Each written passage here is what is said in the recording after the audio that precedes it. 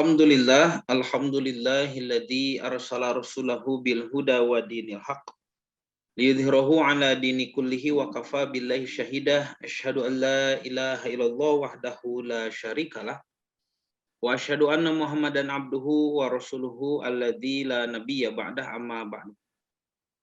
Ikhwatu iman, Bapak dan Ibu yang dirahmati Allah, puji dan syukur kehadirat Allah yang Maha Ghafur. Kita bisa dipertemukan kembali melalui kajian virtual, ya, insya Allah. Pada kesempatan kali ini kita akan coba untuk membahas tentang kehidupan yang sempit, atau dalam bahasa Al-Quran surah Toha, ya, surah Toha ayat 123 dan 124, ya, nanti dua ayat dibahas. Itu bahasanya adalah ma'isyatun dongka, gitu ya. Atau kalau di ayatnya itu sebagai maf'ul, jadi disebut ma'isyatan donka. Nah, tentu saja di waktu, ya, tengah hari seperti ini adalah waktu yang cukup sulit untuk bisa berpikir dengan fokus, ya, karena biasanya jam-jam seperti ini kemampuan untuk berpikir itu sedang menurun, ya. Berbeda dengan pagi hari ataupun di sore atau malam hari, ya. Tetapi saya bersyukur, ya, dan teriring dengan perasaan takjub Bapak dan Ibu yang selalu mengikuti kajian, ya, bisa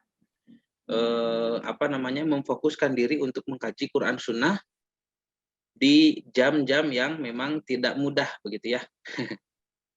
Nah, Bapak dan Ibu yang dirahmati Allah, kenapa materi ini menjadi penting? Karena ini adalah nanti sebagai pengembangan, ya, pengembangan wawasan kita terhadap apa yang disebut dengan kehidupan, ya. Jadi kan kemarin-kemarin sudah banyak dibahas tentang makna usia, ya, umur, kemudian ada rezeki, ya, kemudian juga ajal, ya, dan melibatkan pembahasan berbagai macam alam, ada alam ruh, alam dunia, alam akhirat, ya. Jadi ini saya rasa materinya masih ada kaitan, ya, ada ketersambungan tentang memahami bagaimana kehidupan di dunia ini. Banyak orang yang mengalami kehidupan yang sempit, ya. Artinya bukan serba tidak punya, ya, kehidupan yang sempit itu, tetapi apa yang dialaminya selalu menjadi masalah, dan apa yang dipermasalahkannya selalu membingungkannya, dan apa yang membingungkannya selalu menjadi sumber penderitaannya, begitu. Jadi hidupnya banyak masalah, ya, banyak kebingungan, dan masalah dan kebingungan itu, ya, menjadi sumber penderitaan selama hidup. Makanya hatinya akan terasa selalu sempit, ya, berapapun materi duniawi yang dia miliki, begitu. Jadi kehidupan yang sempit itu tolok ukurnya bukan materi, ya. Yang disebut dengan kehidupan sempit itu bukan tidak bisa bayar kontrakan, tidak bisa bayar cicilan, bukan begitu. Yang disebut dengan kehidupan yang sempit itu adalah pola pikir kita kepada kehidupan ini, ya. Ada orang yang bergelimang harta tetapi tetap merasa tidak tenang. Tetapi ada juga orang yang serba kekurangan, setiap hari dia fakir, begitu ya. Tidak tahu mau makan apa, tetapi dia merasa sangat bahagia, gitu ya. Sangat bahagia. Bahkan tidak jarang di antara orang-orang yang fakir itu ada orang-orang pilihan yang dicintai Allah, ya. Seperti kalau di zaman Nabi Muhammad SAW ada Bilal, ya, sahabat Bilal bin Ibn Robah, ya. Kemudian ada juga Uwais Al-Qarni, ya. Sahabat-sahabat yang secara duniawi mereka bukan sengsara lagi, ya. Tidak punya apa-apa, balangsak gitu. Balangsak, Uwais Al-Qarni juga balangsak. Mereka sengsara tetapi, ya, mereka menjadi orang-orang yang berbahagia. Bahkan bukan hanya di dunia, ya. Dunia terasa lapang bagi mereka, tetapi juga di akhirat, ya. Bayangkan Bapak Ibu, pekerjaan Bilal ibn Robah itu adalah adzan tiap kali sholat, begitu. Dan Bilal tidak tidak khawatir terhadap urusan dunianya. Yang pasti beliau menunggu ucapan Nabi Shallallahu Alaihi Wasallam, istaroihana ya Bilal, gitu kan? Istaroihana ya Bilal, istirahat kami wahai Bilal, istirahatkan kami. Karena Nabi Muhammad SAW itu beristirahat ketika waktu sholat ya. Jadi seperti sekarang Bapak Ibu kan sedang bekerja begitu ya. Ada yang di kantor, ada yang di rumah, banyak macam pekerjaan. Lalu ketika datang sholat tadi sholat duhur ya, maka itu adalah ibaratnya istirahatnya kita.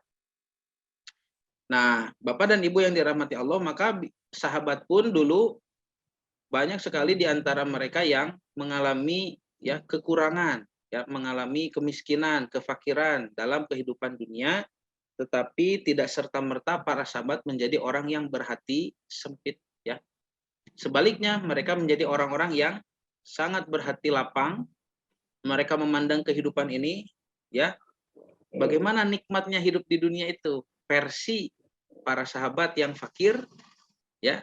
Nanti bagaimana juga versi orang-orang kafir yang kaya raya. Dan bagaimana juga Bapak dan Ibu kita bisa meneladani hidup bahagia seperti sahabat yang taat ya, sahabat Nabi SAW yang soleh, tetapi mereka pun kaya raya. Nah, gitu ya, kaya raya. Karena kalau membahas kekayaan itu kan aneh ya. Para sahabat itu ada yang miskin, ada yang kaya. Di antara yang kaya, misalkan Abdurrahman bin Auf ya, Abu Bakar As-Siddiq atau Utsman bin Affan radhiyallahu anhum ajmain, ternyata kekayaan mereka itu tidak menyebabkan ketiganya dihisab di yaumil kiamah ya. Padahal di dalam Al-Qur'an konsep harta itu memberatkan ya. Jadi konsep harta itu selalu memberatkan di akhirat. Itu sudah peringatan Allah bahwa harta itu akan memberatkan. Makanya Nabi SAW dalam beberapa hadis meminta untuk supaya harta itu dibersihkan dengan menjalurkannya pada jalan-jalan yang bermanfaat, pada jalan-jalan yang mengandung jihad fisabilillah supaya nanti menjadi jariyah. Nah, ketika harta itu memberatkan di akhirat, tetapi para sahabat yang memiliki harta luar biasa ini ya, Abu Bakar As-Siddiq, Abdurrahman bin Auf, Utsman bin Affan, ini kenapa mereka masuk surga tanpa dihisabkan begitu? Ya. Jadi bahagia ala para sahabat yang kaya raya juga kita harus tahu bagaimana. Ternyata nanti dari segi material, bahagianya Bilal, ya, bahagianya Uwais Al-Qarni, kemudian sahabat-sahabat fakir yang lain dengan bahagianya sahabat yang kaya raya, itu tidak ada beda ternyata. Ya, tidak ada beda dalam melihat dunia dan kebahagiaan. Berarti tolak ukurnya bukan harta, bukan materi. Mereka semua bahagia ya hidup itu. Nah, berbeda dengan kita, ya, kenapa Bapak dan Ibu misalkan masih menemukan orang-orang yang jika mereka sedang memiliki keluasan, kelapangan di dalam harta, baru mereka bisa merasa bahagia. Tetapi ketika mereka mengalami kekurangan, ya, mereka mengalami masa-masa yang sulit dalam kepemilikan harta, ya, maka mereka sulit untuk berbahagia. Nah, sebetulnya bahagia, ya, kemudian menderita, ya, kemudian ada memiliki masalah-masalah pemikiran seperti resah, bingung, susah, gundah, galau begitu, ya, tidak tahan dengan masalah kehidupan, tidak tahan bahkan jika ada teman atau tetangga yang berbeda sikap, ya. Ada orang beda sikap saja kepada kita, kita langsung jadi pikiran, ya, kenapa begitu ya? Lalu kita tersiksa merasa bersalah begitu ya, atau merasa ya tidak tenang. Nah, itulah ya materi hari ini mungkin tidak serumit materi-materi sebelumnya. Kita hanya akan mempelajari Al-Qur'an surah Toha ya. Surah Toha ayat 123 124. Tetapi di sini nanti terdapat ya kunci yang sangat penting bagi kita semua Bapak Ibu supaya kita bisa terhindar dari kehidupan yang sempit. Nah, di sini Allah Subhanahu wa taala berfirman, "A'udzubillahi minasyaitonirrajim. Fa imma ya'tiyannakum minni hudan. Faman tabi'a hudaya fala yadillu wala yashqa." Ya, jika datang kepadamu petunjuk dariku, maka siapa yang mengikuti petunjukku, ia tidak akan sesat dan tidak akan celaka. Satu, waman a'rado an dzikri fa innalahu ma'isyatan donka. Ini ya. Waman a'rado an dzikri, akan tetapi jika ya barang siapa yang a'rad berpaling ya, berpaling an dzikri dari mengingatku atau dari berzikir kepadaku atau dari peringatanku. Fa innalahu ma'isyatan donka, maka baginya kehidupan yang sempit. Wa nahsyuruhu yaumal qiyamati a'ma, dan kami akan mengumpulkannya di hari kiamat nanti dalam keadaan buta, begitu. Nah, Bapak dan Ibu yang dirahmati Allah, kita lihat dulu ya tafsir mufradatnya. Ada beberapa kalimat yang harus dipahami dulu di sini ya. Di ayat ini yang pertama kalimat ittiba ya. Nah, atau di sini ittaba'a begitu. Ini saya tandai dengan warna kuning ya. Bapak Ibu lihat bisa ya. Ittaba'a ya warna kuning. Nah, itu ittaba'a ya atau ittiba. Apa artinya ittiba? Di sini Allah berfirman, "Famanittaba'a hudaya." Barang siapa yang mengikuti petunjukku. Ittiba adalah mengikuti secara bahasa ya. Makanya generasi pengikut para sahabat disebut tabi'in, begitu ya. Tabi'in itu artinya generasi pengikut sahabat ya. Jadi ada Nabi Muhammad SAW dan para sahabat. Ketika Nabi sudah wafat, orang-orang yang masuk Islam ya dan bertemu dengan sahabat tetapi tidak sempat bertemu Nabi disebut tabi'in, orang yang mengikuti generasi sahabat. Nah, ittiba secara bahasa artinya mengikuti. Nah, secara istilah, ittiba adalah mengamalkan sesuatu, ya, satu amalan, disertai dengan pemahaman tentang dalil-dalilnya. Baik itu berupa perintah ataupun larangan. Misalkan, Bapak, Ibu tidak mengkonsumsi barang haram, gitu ya. Misalkan tidak minum khamr. Lalu ada orang tanya, kenapa tidak minum khamr? Bapak, Ibu tahu. Oh, khamr itu diharamkan oleh Al-Qur'an. Ya, ayatnya banyak dan sudah pernah dibaca, sudah dikaji, sudah dipelajari, ya, dan sekarang kita beramal bahwa saya tidak akan minum khamr. Nah, maka pengamalan itulah ittiba, ya, mengikuti petunjuk. Atau Bapak Ibu juga ibadah-ibadah yang wajib ya, seperti salat, kemudian sedekah, ya, zakat, lalu saum, ya, haji dan sebagainya. Itu dilakukan dengan disertai pemahaman kita terhadap dalil-dalil perintah. Maka itulah yang disebut dengan ittiba, ya. Ittiba. Kenapa Bapak sholat? Ini sholat apa? Sholat duhur. Mana dalilnya? Ada nih. Misalkan surah Al-Isra begitu ya. Lalu ada dalilnya dari Quran ya, ada sholat duhur. Lalu kita sholat rawatib sebelum duhur, setelah duhur. Itu juga ada anjurannya dari Nabi. Apa benefitnya? Ya, bagaimana perintahnya kita laksanakan, maka itu adalah ittiba. Jadi ittiba ini tidak bisa lepas dari belajar ya, dari pelajaran. Kita beribadah, dicari mana perintahnya, kalau melaksanakan, mana larangannya, kalau sesuatu yang ditinggalkan, dan kita paham, oh ini ya, ini perintah dari Allah, ini perintah dari Rasul, ini larangan dari Allah, ini larangan dari Rasul. Itulah ittiba ya. Kita mengamalkan sesuai dengan ilmu yang sudah kita pelajari. Itu ittiba. Bedakan nanti lafadz ittiba ini dengan taklid ya. Kalau taklid artinya mengikuti secara buta.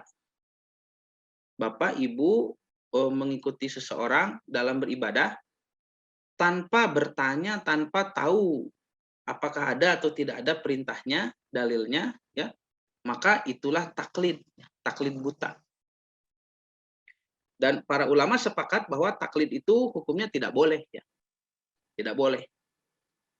Nah, maka Bapak dan Ibu yang dirahmati Allah, meskipun orang awam, orang yang sangat awam bertanya kepada seorang ulama besar. Lalu ulama besar itu berfatwa ya. begini dan begitu, maka orang awam tersebut punya hak, ya, berhak untuk mengetahui mana dalilnya, ya, mana perintahnya. Tidak apa-apa dibacakan saja. Qurannya ini, hadisnya ini, begitu. Memang itu atau disebut rujukannya saja, misalkan surah anu, surah ini ayat sekian, hadis riwayat ini isinya begitu, ya. Nah, maka orang awam itu menjadi yakin, oh ada ya dalilnya, ada ayatnya, ada hadisnya. Maka itu adalah ittiba, ya, terhindar dari taklid. Nah, Bapak dan Ibu yang dirahmati Allah, yang kedua, kalimat yang harus dipahami adalah tentang peringatanku atau zikri di sini, ya. Apa yang disebut dengan zikrullah atau mengingat Allah, ya. Nah, di kita suka disebut dikir, begitu ya. Dikir itu menjadi istilah yang menyempit kalau di kita, Bapak Ibu. Kenapa? Karena zikir, ya, kalau diartikan mengingat, secara bahasa artinya mengingat, ya. Secara istilah artinya mengingat Allah. Nah, mengingat Allah ini bukan hanya mengingat dengan ingatan, dengan hati, begitu ya. Maka para ulama pernah membahas, ya, di surah Al-Baqarah ayat 21 itu, ya. Ketika membahas ayat ya ayuhan nasu budu rabbakumul ladzi khalaqakum itu, ya. Dikatakan mengingat Allah itu mengingat apanya, begitu. Jadi yang disebut dengan zikir itu kan mengingat. Zikrullah mengingat Allah. Pertanyaannya mengingat Allah itu mengingat apanya? Nah, begitu ya. Mengingat apanya, ya? Mengingat dilihat dalam surah Al-Baqarah 21 itu, ya ayuhan nasum budu rabbakumul ladzi khalaqakum. Mengingat, ya, kemaharububiyahan, kemahapengurusannya. Jadi Allah Subhanahu wa taala, ya, adalah sesempurna-sempurnanya zat, ya, eksistensinya sebagai Tuhan yang sudah memberikan jasa yang begitu luar biasa, yang mana pribadinya pantas untuk disebut Robun, ya, Robun. Nah, para ulama ahli bahasa nanti menganalisa bahwa zikir di dalam Quran ini tidak hanya berarti zikir dengan ingatan atau dengan lisan saja, ya. Tetapi zikir itu adalah adzikru al-ibadah. Zikir itu adalah ibadah secara keseluruhan. Artinya zikir dengan hati, ya, selalu mengingat Allah, zikir dengan lisan, ya. Seperti Bapak dan Ibu selesai sholat kan kita berzikir, ya. Subhanallah 33, alhamdulillah 33, Allahu Akbar 33 kali, dipungkas dengan ucapan la ilaha illallah menjadi 100, begitu. Berarti la ilaha illallahnya sekali kan, ya, menjadi 100. Maka itulah zikir setelah salat. Dan ada adzikru bil jawarih atau adzikru bil arkan, zikir dengan anggota badan. Maka para ulama menjelaskan adzikru al ibadah. Zikir itu ibadah yang sempurna. Ya, jadi ibadah itu dalam rangka zikir kan kepada Allah, ya. Bukan hanya orang yang hatinya berzikir tapi tidak melaksanakan perintah Allah, tidak melaksanakan ibadah, itu justru bukan zikir, ya. Itu hanya zikir palsu, ya, zikir yang membasahi bibir saja. Nah, maka yang disebut dengan zikir adzikru al ibadah. Sedangkan di surah Al-Baqarah perintah ibadah itu ya ayuhan nasu budu robbakum. Wahai manusia, ubudu beribadahlah kalian robbakum kepada Rob kalian. Allah di situ disebut sebagai Rob. Kenapa? Karena Tuhan yang maha mengurus, begitu ya. Jadi kalau ibadah itu zikir dan zikir itu ibadah, lalu ada perintah beribadah kepada, ya, sifat Allah yang disebut adalah Rob, ya, kemahapengurusan, maka jika ibadah itu zikir artinya mengingat juga, maka ingat kepada Allah itu ingat kepada segala yang diurus oleh Allah. Maha pengurusannya, begitu. Semuanya. Yang menciptakan kita, yang menciptakan alam, yang menciptakan makhluk-makhluk lain, yang menciptakan hukum, ya, yang memberikan kebaikan kepada semua makhluk. Nanti ditambah kebaikannya bagi yang taat kepada hukum, dan juga yang memberikan siksaannya kepada yang dikehendakinya, yaitu orang-orang yang membangkang kepada hukumnya. Itulah zikir, ya, zikrullah. Nah, Selanjutnya, ini juga ada kosakata donkan ya. Donkan ya. Ini disebutkan ketika Allah sedang membahas orang-orang yang berpaling dari peringatannya, dari mengingat Allah, dari zikir. Orang-orang yang berpaling dari mengingat Allah berarti jangan salah penafsiran ya, bukan berpaling tidak berzikir, bukan begitu, tetapi orang-orang yang berpaling dari ibadah ya. Makanya tadi makna zikirnya diluruskan dulu. Adzikru al-ibadah, zikir itu ibadah. Jadi barang siapa yang berpaling dari ibadah, nah berpaling dari ibadah itu maknanya bisa dia tidak beribadah sama sekali atau dia beribadah tapi tidak benar caranya. Ya. Jadi meleset saja, tidak melaksanakan apa yang Allah minta begitu. Apakah itu dengan cara menolak, membangkang, atau dengan cara keliru apa yang dikerjakan. Kan beda ya, kalau misalkan di sekolah, guru memberikan pekerjaan rumah, nanti ada orang yang, atau ada murid yang tidak mengerjakan sama sekali, ada juga yang mengerjakan tetapi salah ya, bahkan salahnya itu tidak sesuai dengan apa yang diminta.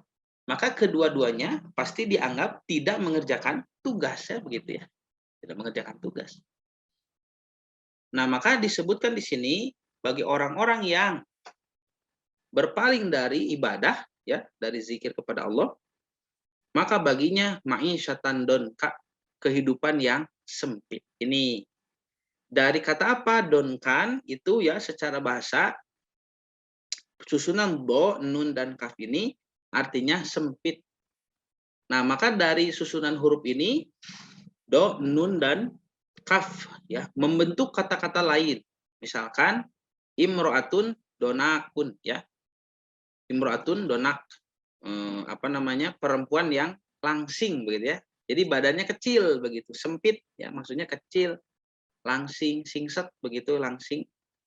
Atau juga disebut ad-dunaku. Ad-dunak itu kalau kita adalah salesma ya. Hidungnya mampet. Itu jadi sempit sama ya, sempit hidung. Dan juga ada yang disebut dengan al-madnuk ya. Madnuk itu orang yang terkena salesma. Ini menurut Imam Ar-Raghib Al-Asfahani. Jadi yang disebut dengan donkan adalah sesuatu yang sempit. Di sini dinisbatkan kepada kehidupan. Ma'isyatan donkan, kehidupan yang sempit. Gitu ya. Nah, kemudian Allah Subhanahu wa taala juga menyebutkan tidak hanya kehidupan yang sempit yang akan diterima oleh orang yang berpaling dari zikrullah, tetapi juga akan dibangkitkan di hari kiamat dengan keadaan buta. Nah, ya, kata Imam Al-Maraghi, buta di sini artinya buta mata hati. Nah, buta mata hati dari hujah-hujah dan penerangan-penerangan ilahi. Jadi, buta di sini bukan sedang membicarakan tunanetra ya. Tunanetra, tetapi membahas orang yang buta mata hatinya ya dari hujah-hujah dan penerangan-penerangan ilahi. Wallahu a'lam. Nah, Bapak dan Ibu yang dirahmati Allah, jadi itu tafsir mufradatnya ya. Saya simpulkan dulu. Satu, tentang ittiba, yaitu mengikuti dengan mengetahui dalilnya. Kemudian tentang zikru, zikrullah, az-zikru al-ibadah. Zikir itu adalah ibadah keseluruhan. Kemudian ma'isyah dongka, ya kehidupan yang sempit, ya artinya kehidupan yang tidak luas ya, sempit begitu, dan itu merupakan pandangannya ya, merupakan apa yang dia rasakan ya, merupakan kondisi hatinya begitu. Bukan kondisi fisiknya ya. Fisiknya bisa jadi gemuk misalkan ya, atau dia orang yang leluasa bisa bergerak dan juga dia kaya raya ya, tetapi ini maksudnya adalah nasib daripada hatinya. Wa nahsyuruhu yaumal qiyamati a'ma. Nah, a'ma ini juga buta ya, bukan buta mata tetapi buta hati ya. Nah, Bapak dan Ibu yang dirahmati Allah. Jadi di ayat ini secara garis besar ya disebutkan ada dua kelompok manusia yang disinggung. Di antaranya pertama yaitu ya famanit taba'a hudaya fala yadilu wala yashqa. Itu satu ya. Orang yang mengikuti petunjuk Allah, dia menerima kepada petunjuk ya, qanaah, dan dia bertawakal, ya, yakin dengan apa yang dikatakan Allah, dan dia yakin apa yang dilakukannya, ya, bertawakal saja kepada Allah pada ketetapan-ketetapannya. Kemudian ketika diperintah apapun oleh Allah di dalam Quran, dia sanggup untuk mengerjakan, ya, seperti berinfak dengan rezeki dari Allah. Dia melakukannya dengan mudah dan enteng, tanpa ragu dan banyak pertimbangan. Jadi kalau ibu bapak mau berinfak masih banyak pertimbangan, nah, maka bisa jadi hati kita memang sedang dalam kondisi yang sempit, ya, tidak lapang. Maka di dunia ini akan diberikan kehidupan yang luas, ya.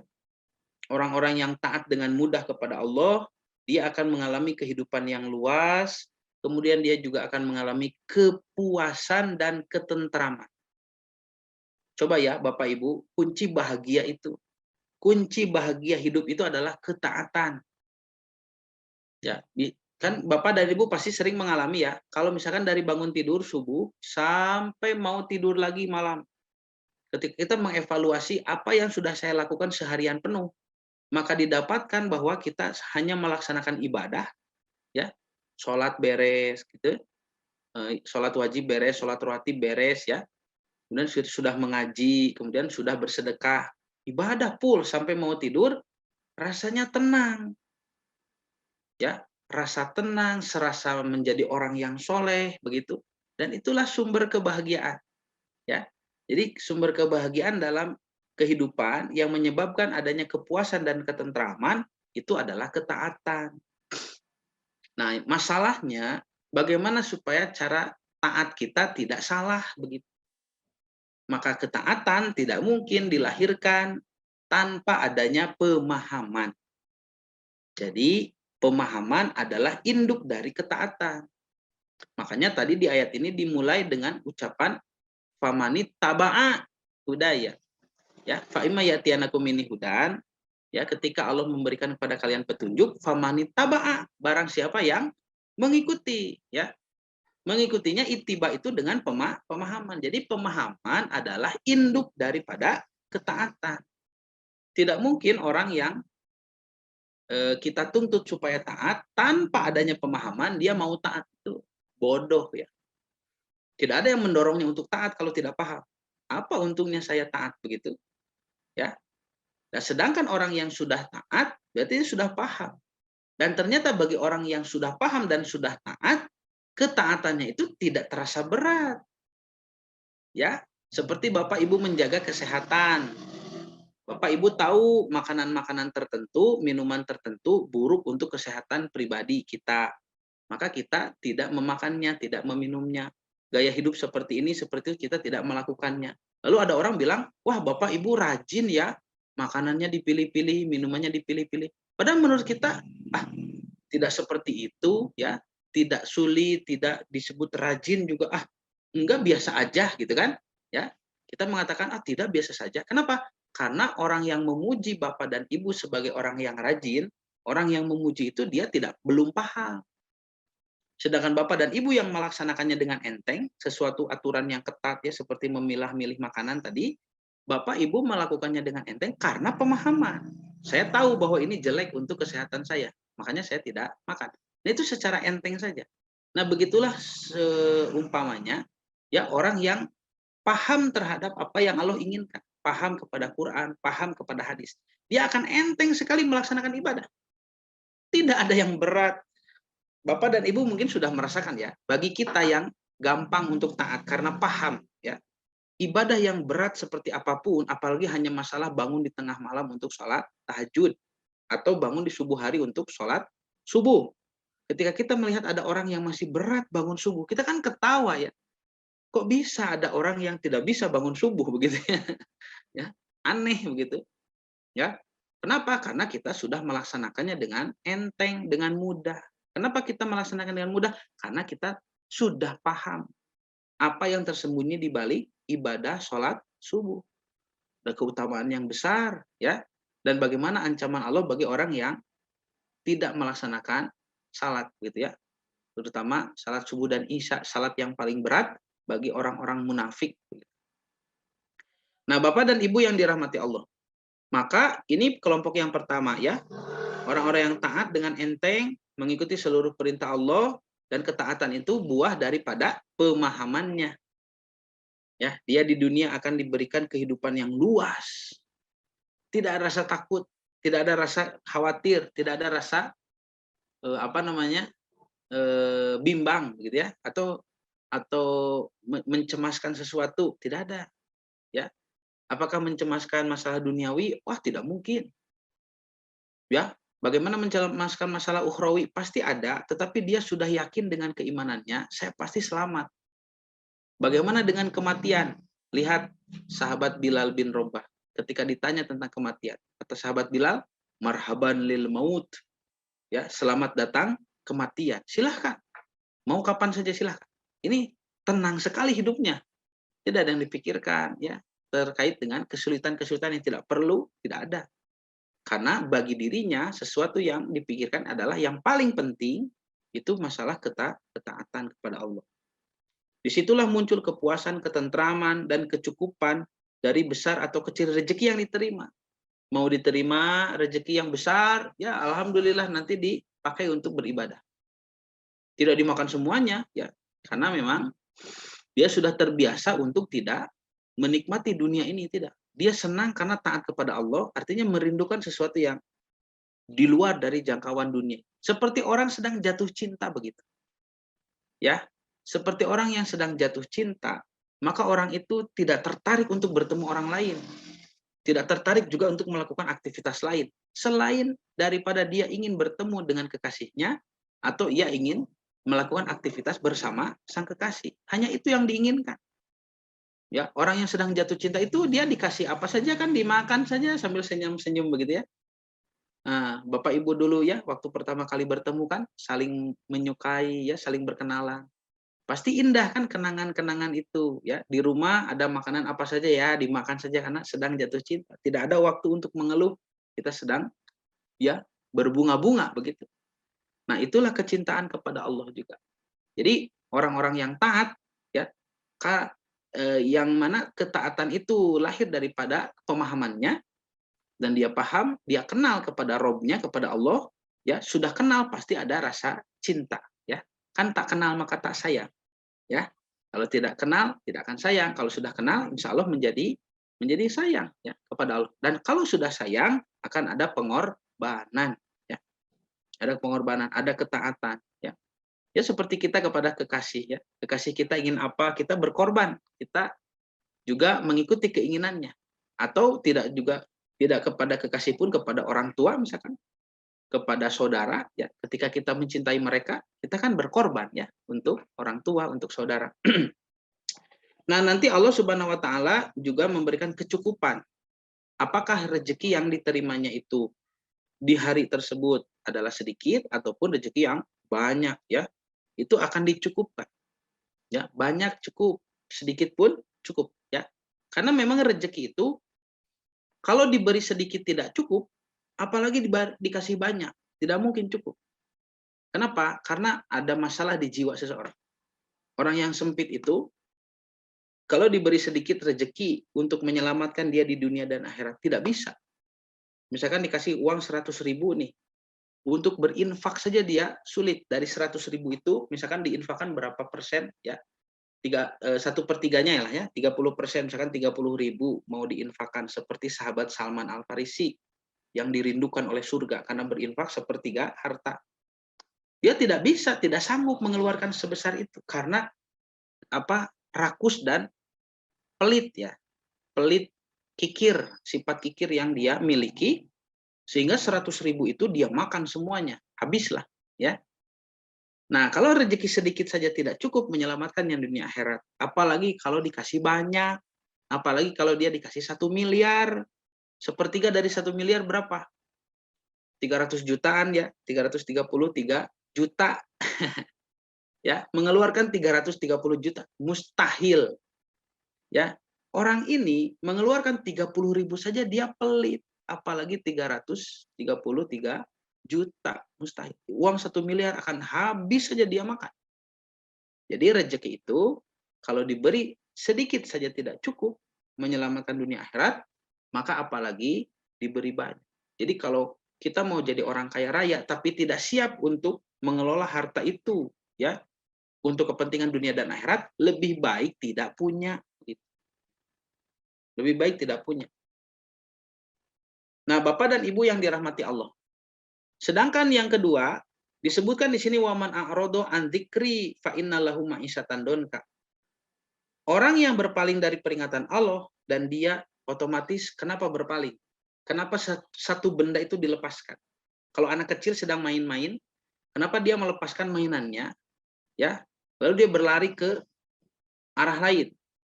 Ya, jawabannya adalah karena ada sesuatu yang lebih menarik. Betul? Kenapa ada orang yang misalkan dalam menjalin hubungan rumah tangga dia menyeleweng, ya, berkhianat, wa na'udzubillah, ya. Misalkan berselingkuh, ya, atau menikah lagi atau apa saja, ya. Karena itu ada sesuatu yang lebih menarik, ya. Bertemu dengan seorang yang lebih menarik, ya, melihat benda yang lebih menarik. Anak kecil bisa melepaskan mainannya karena ada yang lebih menarik, kan begitu ya.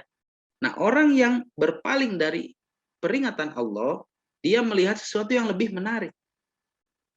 Apa yang lebih menarik itu? Adalah dia tamak terhadap kehidupan dunia. Dia bakhil, menjadi pelit, karena harta di matanya terlihat seperti sesuatu yang sangat berkilauan. Ya. Dan dia menghalalkan segala cara untuk mencapai segala keinginannya. Hawa nafsunya menggebu-gebu. Maka ia akan mendapatkan kehidupan yang sempit. Hatinya selalu merasa tidak puas dan tidak cukup sebesar dan sebanyak apapun rezeki yang diraihnya. Ini yang saya maksud. Rezeki itu diberi sedikit saja tidak cukup, apalagi banyak. Jadi rezeki banyak, ya, sebanyak apapun tetap merasa tidak cukup, ya. Bukankah Bapak dan Ibu kenal, ya, tokoh-tokoh miliarder misalkan di dunia, ya, yang terus saja mengumpulkan harta. Bahkan saya dulu ketika masih kuliah di Tokyo, salah satu atasan saya itu 1 bulan penghasilannya bisa sampai 500 juta bersih. 500 juta. Dan dia sudah mengelola bisnis itu selama 20 tahun. Bayangkan itu. Berapa kekayaan yang beliau kumpulkan, ya?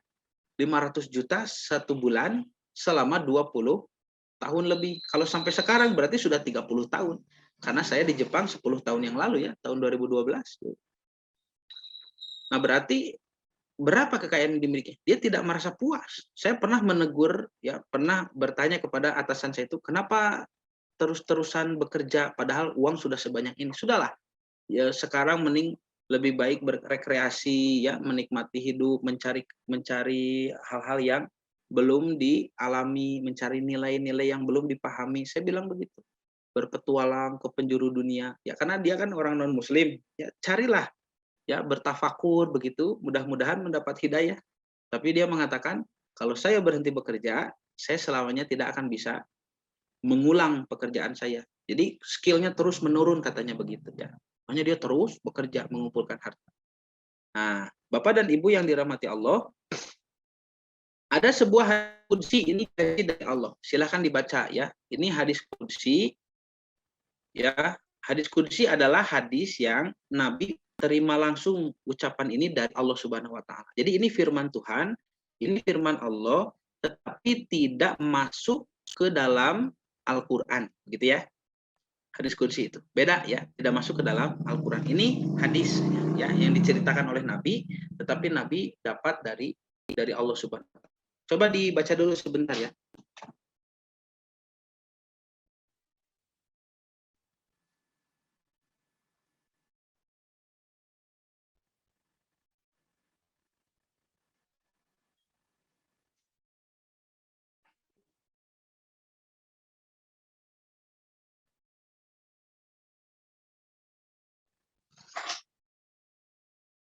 Ya, baik, ini, ya.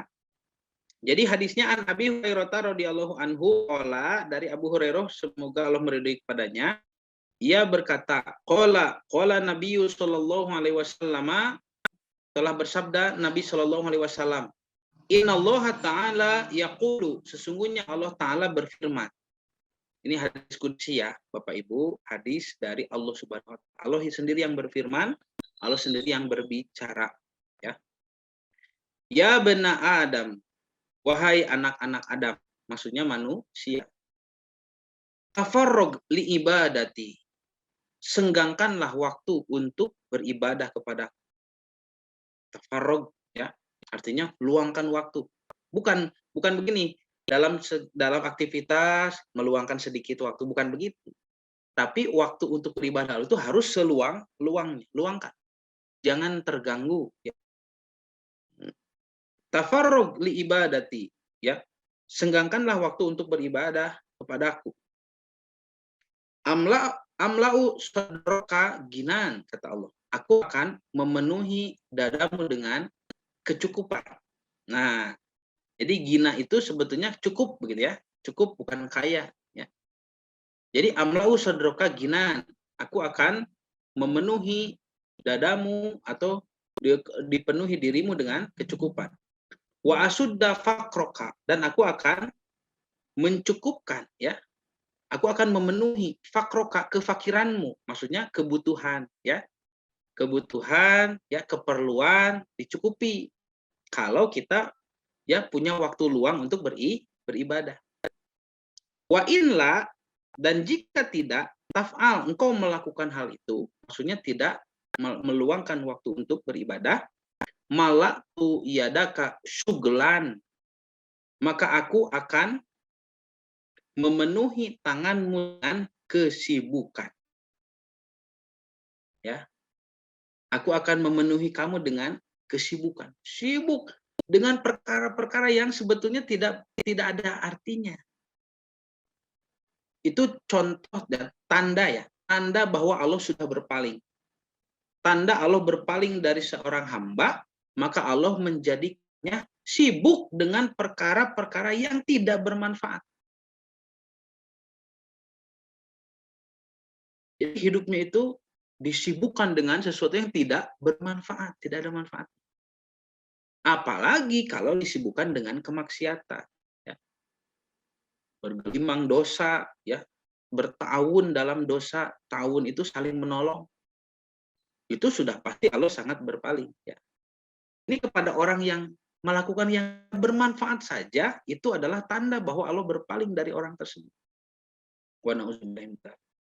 Ya, jadi Allah berfirman, wa in la taf'al, jika kamu tidak meluangkan waktu beribadah kepadaku, malah tu yadaka syuglan, aku akan membuat tanganmu sibuk, saudara. Walam asyudda fakroka, tetapi kesibukannya itu tidak menyebabkan keperluannya terpenuhi. Wah, iya, Pak.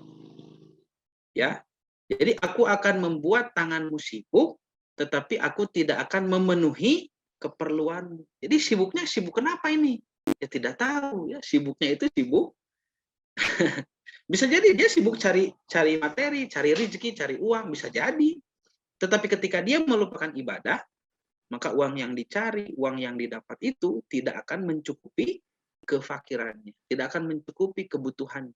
Dia selalu merasa kurang dan kurang, ya.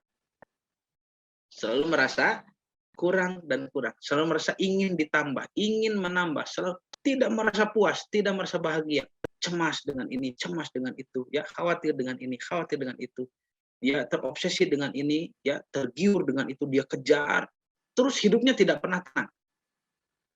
Itu adalah orang-orang yang nasibnya dibiarkan, ya, oleh Allah karena dia tidak meluangkan waktu untuk beribadah. Nah, Bapak dan Ibu yang dirahmati Allah, maka selanjutnya para ulama ahli tafsir membagi kehidupan sempit ma'isyah dongka ini kepada 3 macam, ya. Ada 3 pendapat. Yang satu, kehidupan sempit itu di dunia. Yang kedua, di kubur, ya, di alam kubur, di barzah begitu. Yang ketiga itu di hari kiamat, ya, di akhirat. Sebetulnya barzah juga masuknya akhirat, ya. Alam barzah itu juga alam akhirat. Alam akhirat fase pertama, ya. Tapi di sini dibedakan, maksudnya adalah barzah itu alam kubur, akhirat, ya, alam akhirat itu adalah alam setelah kiamat, ya, alam mahsyar begitu. Nah, 3 Bapak Ibu. Jadi kehidupan yang sempit itu di mana? Di dunia bisa, di barzah, di alam kubur bisa terjadi, di akhirat juga bisa terjadi ya. Wa na'udzubillah min dzalik. Semoga kita terselamatkan dari kehidupan yang sempit. Contoh nih dari Ibnu Abbas. Ibnu Abbas mencatat ada hadis qudsi yang lain ya. Firman Allah kepada Nabi Muhammad SAW tetapi tidak masuk kepada ayat-ayat Al-Qur'an. Allah berfirman, kullu malin a'toituhu abdan min ibadi. Seluruh harta yang aku berikan kepada seorang hamba dari antara hamba-hambaku, qalla au kathura, apakah itu sedikit ataupun banyak, la yatqini fihi ya. Kemudian dia tidak bertakwa kepadaku, fala khairon fihi, maka tidak ada kebaikan dengan hartanya itu, wa huwa dunku ya. Dan dia itu merupakan kesempitan fil ma'isyah kepada dalam kehidupan. Saya ulangi. Kullu malin a'toituhu abdan min ibadi, setiap harta yang aku berikan kepada hamba dari antara hamba-hambaku, qalla au katsura, ya. Apakah itu hartanya sedikit ataupun banyak? Semua harta yang Allah berikan kepada hambanya. Apakah harta yang sedikit ataupun banyak? La yatqini fihi, dan hambanya tidak bertakwa kepada Allah. Fala khairon fihi, maka tidak ada kebaikan pada harta itu. Wa huwa donku fil ma'isyah, itulah kesempitan dalam hidup. Ini kesempitan dalam hidup di dunia. Jadi Bapak mau kaya raya ataupun mau menjadi orang yang sengsara, kunci kebahagiaan itu bukan terletak pada materi duniawi, tetapi terletak pada ketakwaan. Ya, ketakwaan itu adalah ketaatan sampai pada tingkat ketakutan ya. Takut yang lahir daripada buah keimanan, yaitu dia menganggap ibadah sunnah seperti wajib karena takut ya. Dia menganggap sesuatu yang makruh seperti haram, tidak mau, sudah ditinggalkan. Jadi tidak usah berbicara yang wajib yang haram, tidak usah, itu sudah pasti yang haram ditinggalkan, yang wajib dikerjakan sudah pasti ya. Tetapi yang sunnah saja dia takut untuk kerugian dikerjakan supaya bisa menambal ibadah-ibadah wajib yang takutnya tidak sempurna. Kemudian yang makruh pun dia tinggalkan ya. Karena untuk menyempurnakan sesuatu yang ditinggalkannya dari keharaman. Dan ditambah perkara mubah yang dipilih-pilih, itu takwa ya. Jadi takwa itu ya adalah sikap menambahkan pada perkara yang mubah, kehati-hatian pada perkara mubah. Jadi bukan hati-hati pada perkara yang haram, yang halal itu sudah pasti yang haram ditinggalkan kalau orang takwa. Yang dimaksud takwa itu hati-hati adalah pada perkara mubah, ya. Pada perkara mubah. Nah, di sini disebutkan kehidupan yang sempit di dunia itu kehidupan yang sempit, ya. Di dunia akan diterima seorang apabila ia berpaling dari agama, tidak meluangkan waktu untuk beribadah dan bertafakuh fiddin. Maksudnya belajar agama seperti yang sedang kita lakukan ini ya. Tidak ada waktu untuk mengaji, ya sudah nanti hidupnya menjadi sempit. Lalu ia menjadi tamak dan kikir. Kenapa? Karena kesempitan pola pikirnya itu menyebabkan dunia ini terlihat seperti sesuatu yang sangat berharga. Kalau kita kan pola pikirnya sudah menyeberang ke akhirat. Ya, walal akhiratu khairun wa abqa kata Allah. Akhirat itu lebih baik dan lebih kekal. Jadi orang ketika berpikir ke akhirat, melihat dunia ini biasa saja. Tapi orang yang sempit, ya sudut pandangnya, melihat dunia ini seperti sesuatu yang mewah, sehingga dia menjadi pelit dan kikir, ya tidak mau rugi di dunia. Nah, bagi orang seperti ini tidak ada kedewasaan, ya dia hanya menua saja tanpa mendewasa. Beda kan? Menjadi tua dan semakin dewasa menjadi bijaksana itu beda. Karena menua itu kepastian, sedangkan menjadi dewasa, bijaksana itu adalah pilihan. Ya. Nah, Bapak dan Ibu yang dirahmati Allah, jadi tidak ada kedewasaan, tidak ada kearifan, ya, tidak ada rasa syukur, sabar dan ridho. Batinnya selalu merasa sengsara dan paling tidak beruntung dalam hidup ini. Pokoknya dia merasa orang yang kurang, ya, pokoknya tidak ada untung. Kenapa? Karena tidak taat kepada Allah. Itu ada penyiksaan seperti itu. Ia selalu merasa kurang terhadap apa yang telah dicapainya. Inilah kenapa kalau kita tidak taat kepada Allah, kita tidak mengenal akhirat. Dan kalau kita tidak mengenal akhirat, kita hanya mengenal dunia ini saja. Ya. Dan dunia ini terlihat seperti sesuatu yang sangat menggiurkan, sangat mewah. Makanya kita akan bertarung habis-habisan di dunia ini untuk mendapatkannya. Terus tidak akan merasakan puas, terus merasa kurang, terus.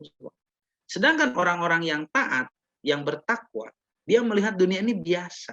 Kenapa? Karena pemahamannya sudah sampai ke akhirat. Dia sudah mengenal Allah, dia sudah mengenal aturan Allah, ya, berarti mengenal juga Quran. Dan bagaimana mengenal hakikat kehidupan dari pemahamannya. Makanya dengan pemahaman itu muncul ketaatan. Itulah ittiba tadi. Ya. Nah, dengan orang-orang yang taat dan takwa seperti ini, mereka mengutamakan akhirat. Sedangkan dunia di mata mereka tidak ada harganya. Dunia hanya dipakai untuk tangga menuju akhirat, ya. Nah, Bapak dan Ibu yang dirahmati Allah, jadi sempitnya hidup seseorang tidak bisa diukur dengan kurangnya harta, tidak, ya. Orang kaya raya itu juga bisa hidup, bisa merasa sempitnya hidup, merasakan sempitnya hidup. Melainkan diukur dengan ketakwaannya kepada Allah. Maka sekurang apapun harta yang dimiliki seseorang, jika ia bertakwa, ya hidupnya akan penuh dengan kecukupan. Tuh. Sebaliknya, walaupun dalam kegemilangan kekayaan, hidupnya amat sempit karena siksa Allah bagi yang tidak bertakwa. Nah, lihat. Ini untuk memahami takwa, ya. Jadi kunci daripada kebahagiaan adalah ketakwaan itu. Kunci daripada kebahagiaan itu ketakwaan. Saya mendengar turun temurun ya dari guru-guru kami terus dari dulu dari Tuan Hasan juga ya, Pak Hasan itu. Dari gurunya terus sampai bahkan dari para ulama besar yang mengeluarkan pernyataan bahwa atau statement ya kata mutiara begitu bahwa hidup yang baik, hidup yang indah, hidup yang bahagia itu adalah apabila hidup dalam batasan-batasan agama, gitu ya, dalam batasan-batasan agama. Nah, jadi dalam pengertian umum secara hakiki takwa menurut Imam Ar-Raghib Al-Asfahani ialah ja'lun nafsi fi wiqayatin mimma yukhaf. Takwa itu menempatkan diri pada perlindungan atau pemeliharaan dari segala sesuatu yang ditakuti. Itu secara bahasa ya. Jadi takwa itu melindungi diri, ya, takut karena takut. Nah, takut itu kan bahasa Indonesia dari bahasa Arab ya, dari tukot, dari takwa, ya. Jadi takut itu takwa, ya. Takwa itu takut. Makanya orang yang takut hati-hati kan. Orang yang takut kan hati-hati. Misalkan kita berbicara dengan guru yang kita takuti, kita bicaranya hati-hati ya. Ya, kita berteman dengan orang yang kita takuti. Ini orang ini, waduh galak katanya ya. Dia preman misalkan, maka kita bersikap hati-hati kan. Nah kita takut ya. Jadi takwa itu secara bahasa adalah sikap hati-hati karena takut. Nah kemudian Imam Ar-Raghib menjelaskan tentang kriteria takwa. Wasarut takwa fi ta'arufi syar'i hifdzu syai'i amma yu'thamu wa dzalika bitarkil mahzur ya wa yatimu dzalika bitarki ba'dil mubahat. Kata beliau, jadilah takwa dalam pengertian syar'i dalam syariat Islam nih. Yaitu apa takwa itu? Memelihara diri dari segala sesuatu yang dipandang dosa dan hal itu dengan cara meninggalkan perkara yang terlarang, yang haram ditinggalkan dan dilengkapi dengan meninggalkan sebagian perkara yang mubah tuh, Pak. Ya. Jadi perkara mubah itu dipilih-pilih. Kalau kemubahannya itu menyeret pada dosa, dia tinggalkan. Kalau kemubahannya itu menyeret pada pahala, maka baru dia laksanakan begitu ya. Jadi tidak semua perkara mubah itu diborong begitu. Ah, biasa saja karena hukumnya mubah, hukumnya boleh, tidak begitu ya. Nah, Bapak dan Ibu yang dirahmati Allah. Jadi ini adalah takwa ya. Takwa itu hati-hati dalam perkara mubah. Lihat, level ibadah seorang muttaqin, orang yang bertakwa ya, dia melaksanakan kewajiban dan sunnah, meninggalkan perkara yang makruh dan haram. Ini sudah jelas. Yang wajib, yang haram sudah tidak usah dibahas. Yang sunnah saja terasa wajib, yang makruh saja terasa haram. Begitu orang yang bertakwa itu. Dan dilengkapi dengan meninggalkan sebagian perkara mubah. Yang mubah dipilih-pilih. Nonton TV, hukumnya mubah. Boleh, silahkan. Tapi ketika di televisi banyak tayangan-tayangan yang tidak pantas dikonsumsi ya. Banyak gibahnya, banyak hoaxnya, banyak ya segala macam, ya mengajarkan ketakaburan, mengajarkan namimah, adu domba, mengajarkan ya menghasut, banyak sekali, atau melalaikan kita dari ibadah, ya nonton TV itu, maka yang mubah itu menjadi haram, ya, menjadi makruh, menjadi haram. Ditinggalkan oleh orang bertakwa. Kalau menonton TV seperti itu, meskipun hukum asalnya mubah, dia tidak mau. Berbicara, ngobrol, ya hukumnya mubah. Tetapi ketika berbicara itu menyinggung orang lain, membicarakan aib orang lain, membicarakan yang tidak pantas, membicarakan yang tidak jelas, ya maka ini takut jatuh pada dosa gibah. Sehingga orang yang bertakwa itu menghindari ya obrolan-obrolan seperti itu. Padahal ngobrol itu hukumnya mubah, gitu ya. Nah, minum juga sama, ya. Tidur juga sama. Pokoknya apa saja yang hukumnya mubah boleh ya dalam muamalah sehari-hari, dia berhati-hati di sana. Dan itulah takwa. Itulah adab. Itulah akhlak yang mulia, ya.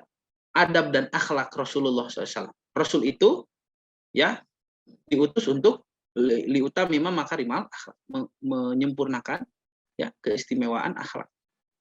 Dan akhlak itu adab, ya. Dan adab Islam itu bukan berbicara buruk dan baik, bukan. Tetapi ini sudah dalam konteks kebaikan. Jangan berbicara keburukan. Adab yang buruk tidak dibahas di dalam Islam. Ya, ini masalah adab itu adalah masalah akhlak yang baik. Di tengah di antara akhlak yang baik itu mana yang paling tepat begitu. Eta adab mahese. Adab mah model kieu banyak. Kalau misalkan kita bertamu kepada rumah seseorang ya ke rumah teman. Lalu teman kita menyebut sambil menyuguhkan secangkir teh hangat, dia mengatakan, "Aduh, maaf nggak punya apa-apa," begitu ya. Nah, adab itu bagaimana? Adab seorang tamu. Dia menjawab, "Tidak usah repot-repot," kan begitu ya. Udah tidak usah repot-repot. Kan itu adab.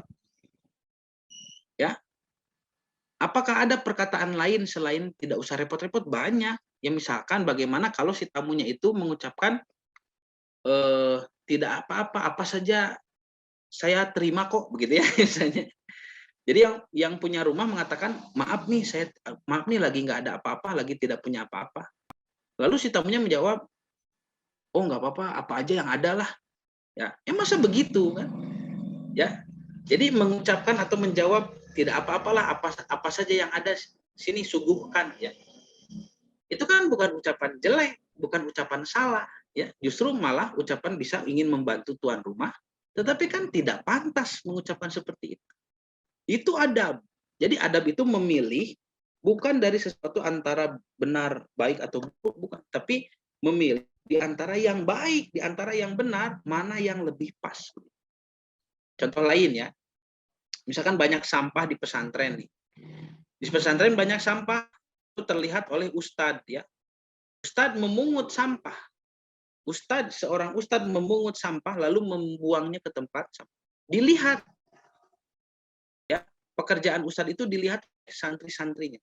Apa yang harus dikatakan oleh santri kepada ustadz? Ya, ini adab ini. Bukan masalah ucapan baik atau buruk di sini, tapi di sini adalah masalah di antara ucapan-ucapan yang baik mana yang paling pas begitu. Sulit adab itu. Ya. Jadi paling kalau santri melihat ada ustadz yang memungut sampah, dia langsung berlari lalu mengucap, "Maaf ustadz, biar saya yang buang." Kan begitu. Itu adab kan? Punten ustadz geus ku abdi dipiceun. Hapunten gitu kan? Mohon maaf, kenapa jadi ustadz yang membuang sampah? Maaf ustadz, biar saya yang buang. Begitu kan? Itu pas, adabnya bagus. Tapi bagaimana kalau santri itu menjawab begini, ketika melihat ustadznya memungut sampah, dia mengatakan, "Subhanallah ustadz, rajin ya ustadz." Oh kan ini ya. Itu kan bukan ucapan yang buruk ya.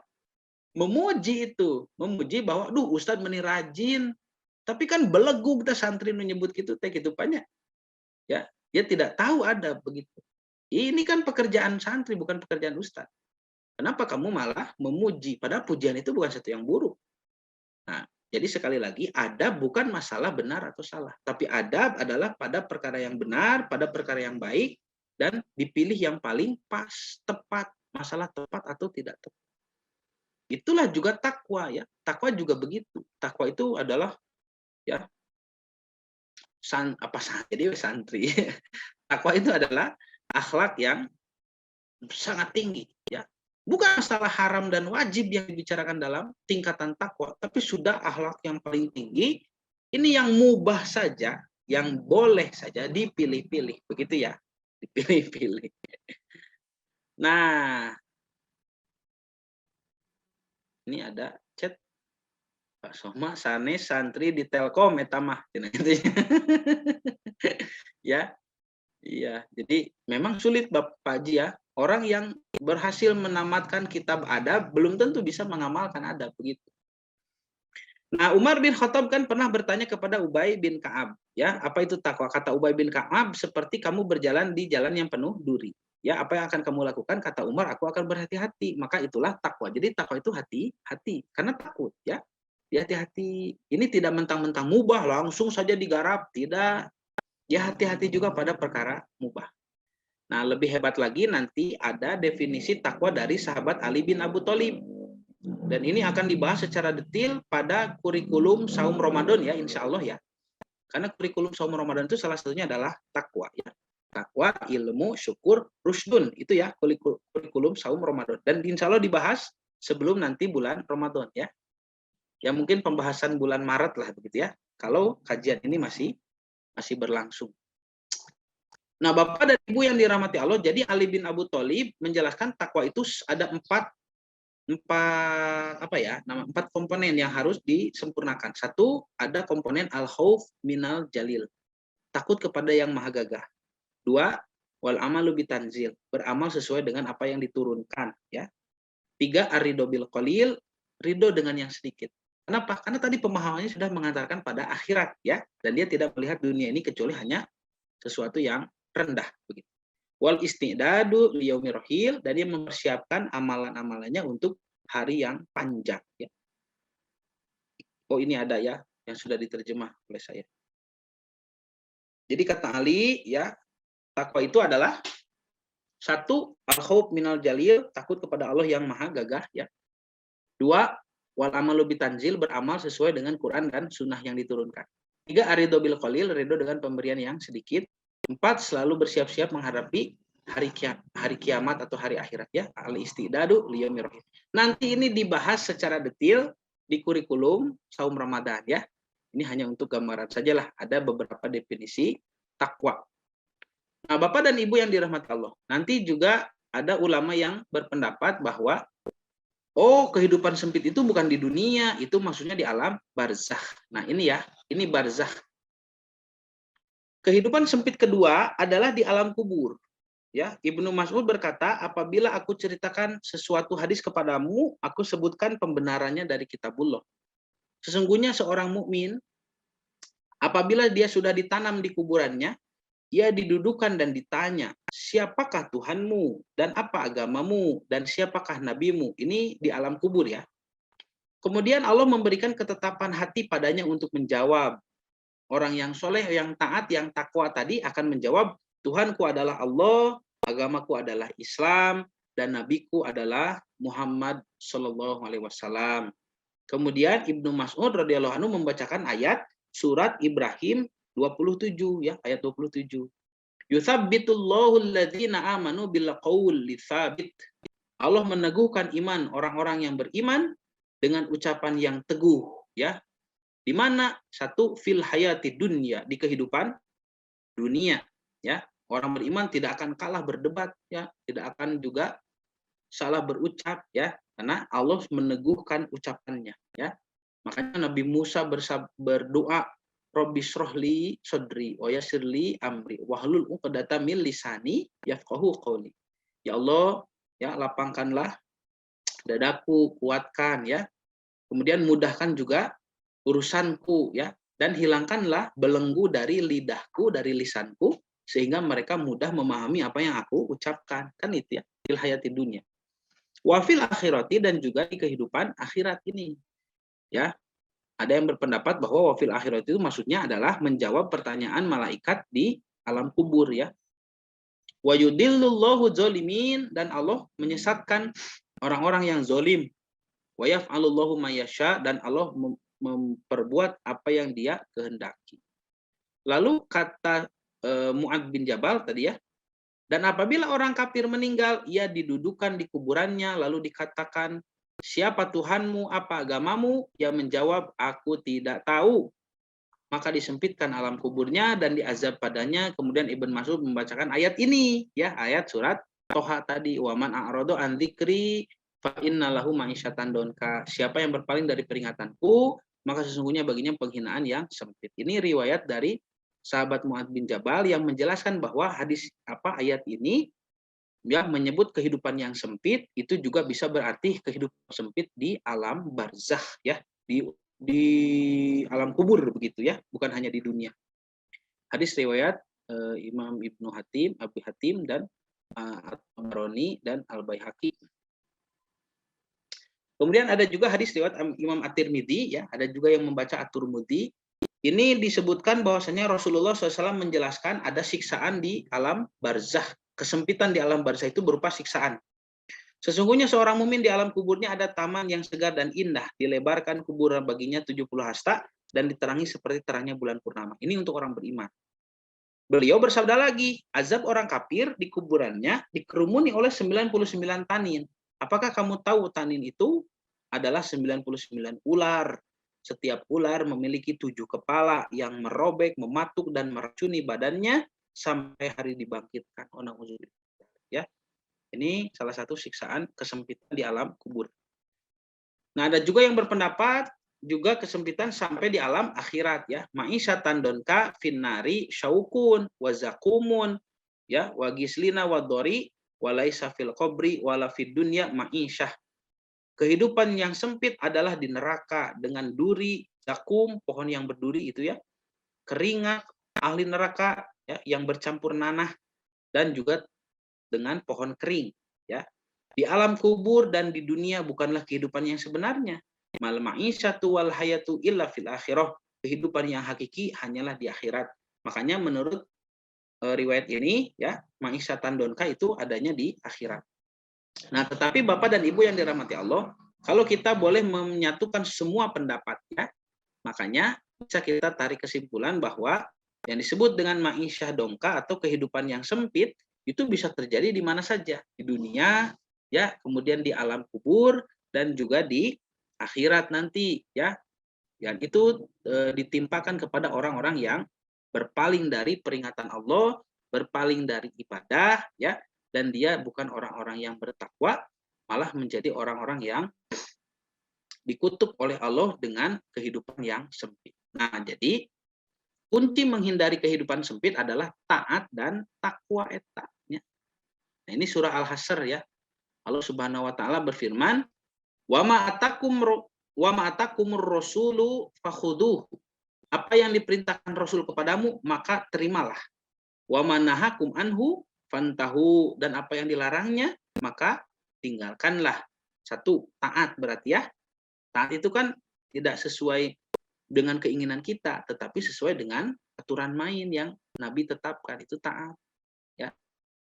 Nah, jadi satu, taat. Dua, wattaqullaha innallaha syadidul iqab, bertakwalah kepada Allah karena sesungguhnya Allah sangat keras siksaannya. Ini dua kunci, ya, menghindari kehidupan sempit. Satu, taat. Dua, takwa.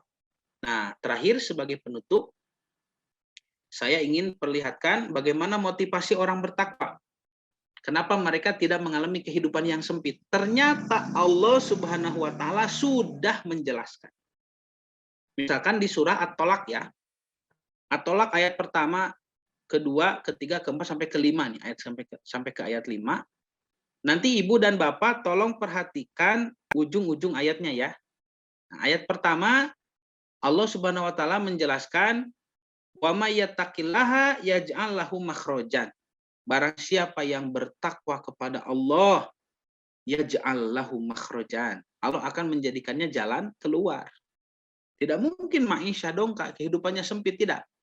Setiap masalah yang dia dapatkan, dia akan mendapatkan juga jalan keluar. Dengan apa? Dengan ilmu yang Allah berikan nanti. Ilmunya naik.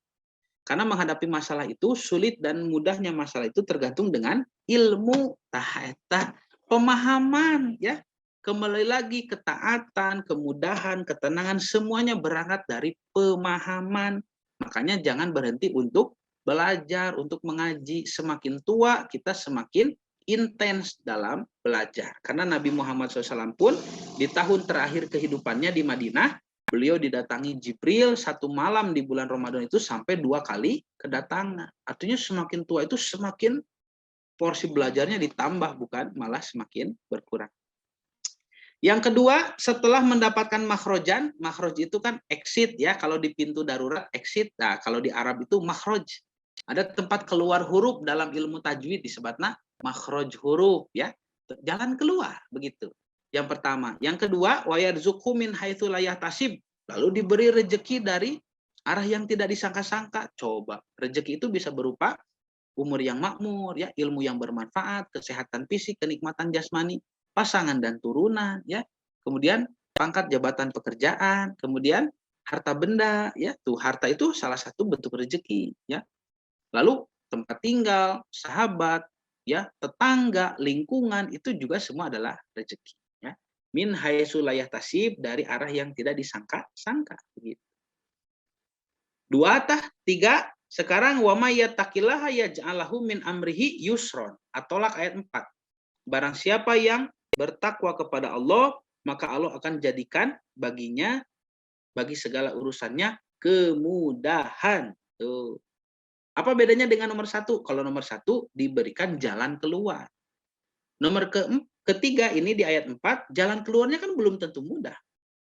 Bapak misalkan harus sembuh dari penyakit tertentu, jalan keluarnya sudah disediakan oleh Allah, harus operasi, dan operasinya mahal. Tapi itu jalan keluarnya. Bisa jadi kan? Nah, maka di nomor 3 ini, di ayat keempat, ya, jalan keluar yang tadi diberikan di nomor 1 itu, maka oleh Allah dipermudah ya. Yaj'alahu min amrihi yusron. Diberikan kemudahan pada segala urusannya. 4, di At-Tolak ayat 5, wa may yattaqillaha yukaffir anhu sayyi'atihi wa yu'zim lahu ajron. Barang siapa yang bertakwa kepada Allah, diampuni segala kesalahannya, keburukan. Coba Pak, subhanallahnya dosa-dosa kita hilang. Wa yu'zim lahu ajron, dan diagungkan, dibesarkan baginya ajron, imbalannya, pahala. Subhanallahnya luar biasa. Dengan takwa itu Allah menjadi ridho kepada kita dan benefitnya luar biasa. Nah, terakhir yang kelima, poin 5, ini ada di surah Ali Imran ya. Nah, ini kan masih salah ketik nih. Motivasi bertakwa masih dalam surat At-Tolak, padahal ini surah Ali Imran ya. Maaf nih, nomor 5 ini surah Ali Imran ayat 133. Wasari'u ila magfiratin mir rabbikum, bersegeralah kepada ampunan Tuhanmu, wa jannatin, dan kepada surga, arduha samawati wal ard, yang luasnya seperti langit dan bumi, uiddat lil muttaqin, yang dijanjikan kepada orang yang bertakwa. Tuh dapat surga lagi. Ya, jadi kesimpulannya, kehidupan yang sempit itu tidak akan menimpa kepada orang yang taat dan bertakwa. Itu kuncinya, taat dan takwa ya. Taat adalah ittiba, mengikuti perintah Allah dan Rasul disertai dengan pemahaman. Ya. Lalu diamalkan pada tingkat pengamalan yang takwa. Ya. Sudah tidak berbicara haram atau wajib ya, tapi yang sunnah pun terasa wajib, yang makruh pun terasa haram, yang mubah dipilih-pilih, itu takwa. Dengan 2 sifat kunci itu, maka kita akan terhindar dari segala kesulitan kehidupan di dunia. Ya, bahkan Allah berjanji 5 hal kepada orang yang taat dan bertakwa. 1, diberikan jalan keluar, yaj'allahu makhroja. Ya. 2, diberi rezeki dari arah yang tidak disangka-sangka, wa yarzuqhu min haitsu la yahtasib. 3, diberi kemudahan atau solusi yang mudah dari setiap masalah. Ya, yaj'allahu min amrihi yusron. Tadi ya. Yang 4, diampuni dosa-dosanya dan diganti dengan pahala. Wah, yukafir anhu sayyi'atihi wa yu'zim lahu ajron. Wah, hebatnya.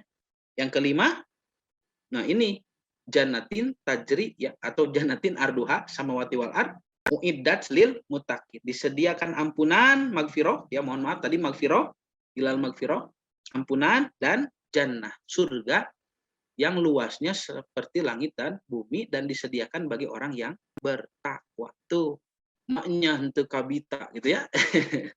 Masa tidak tertarik ya Bapak dan Ibu kita meningkatkan ketaatan dan ketakwaan, ya. Ketaatan dan ketakwaan kita kepada Allah Subhanahu wa taala jangan sampai mengalahkan rasa tidak enak sesama manusia. Wah, bagaimana ya aturannya kan memang begitu dalam syariat Islam, tapi saya nggak enak sama. Nah, itu kan berarti belum taat, ya, belum taat. Nah, jadi bersikaplah dengan sempurna dalam ketaatan dan ketakwaan, tetapi juga ya bermuamalahlah sesama manusia dengan cara yang santun, yang baik, yang soleh. Karena itu juga bentuk daripada ketaatan dan ketakwaan. Nabi SAW bersabda, ya, walau antalko ahoka biwajin tolkin, meskipun kamu hanya bertemu saudaramu dengan wajah yang tersenyum. Aduh, gitu ya. Itu juga salah satu bentuk kebaikan sesama sosial. Jadi kunci daripada menghindari kehidupan yang sempit adalah ketaatan ittiba dengan cara yang paham, ya, dengan diikuti dengan pemahaman, dan juga ketakwaan, ibadah pada level yang tertinggi. Itu dijamin Bapak Ibu, ya, bagaimanapun kondisi dunia kita, maka kebahagiaan akan hadir pada hati kita karena Allah Subhanahu wa taala yang memberikan cahaya itu, dan itulah yang dialami oleh para nabi dan juga para sahabat. Gitu ya. Nanti silahkan 5 benefit ini di dibuktikan, dibuktikan. Bagaimana makhrajannya? Bapak Ibu sekarang punya masalah apa? Punya masalah ini, punya masalah itu, punya masalah keluarga, punya masalah kesehatan. Solusi dari Al-Quran adalah tambah ketaatan dan tambah ketakwaan. Maka janji di surah At-Tolak dan satu di surah Ali Imran itu tinggal menunggu waktu, begitu ya. Nah, wah, ini sudah ada siapa ini? Ibu Ratu, ya. Ya, atur nuhun sami-sami Ibu ya. Amin. Lalu ada Ustaz Gopur Sunten tos 2 menit terus nyangkolong pisan gitunya karena waktu. Ya udah Ibu Bapak ya, saya cukupkan sekian. Mudah-mudahan apa yang disampaikan menjadi tambahan ilmu yang bermanfaat khususnya bagi saya sendiri dan menjadikan motivasi beribadah kepada Allah lebih tinggi. Saya tutup dengan doa Rabbana atina fid dunya hasanah wa fil akhirati hasanah wa qina adzabannar. Aqulu qouli hadza wa astaghfirullah li wa lakum. Wassalamualaikum warahmatullahi wabarakatuh.